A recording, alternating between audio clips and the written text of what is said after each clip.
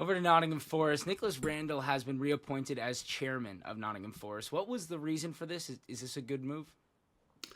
I know Mr. Randall. I've had various battles with him over player issues and different things.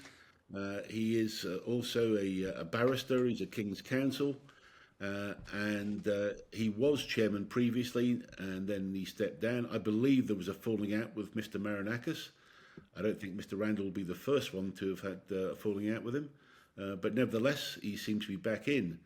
Now, it did seem that the chairman who he's just taken over from was there to actually handle the whole new stadium building, or rather, not new stadium, but the developments around the city ground at Nottingham.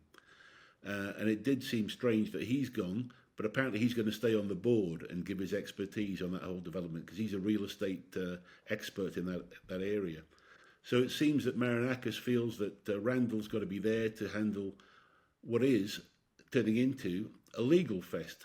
And why not have a King's Counsel, a barrister, on your board as chairman when the whole world of football is turning litigious? I think it's, again, it's another sign. I mean, Randall's okay. Look, he's a very decent guy. He's a Forest fan, and he means the best. I know he does. He's a good football man. But as I've said again, we're getting eaten by the legal monster, and there's got to be a way for clubs to come together now. There should be a summit. I really believe there should be some sort of summit, and they've got to decide not to sue each other. And there's got to be ways that there's got to be an arbitration system internally, or some way that this can be handled now, because it's becoming embarrassing. And the Premier League in particular could eat itself and destroy itself if it's not careful.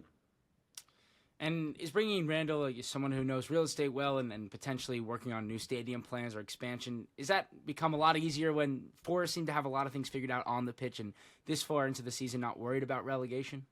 Well, you get that feeling, don't you, that there's been a sort of a deep breath from Forest that, hang on, we're going to be okay this year. That's what we said at the start, though. We did think they would be okay this year. And they do feel that now we're going to handle some of the bigger issues, now that we feel we're going to be able to consolidate our position in the league.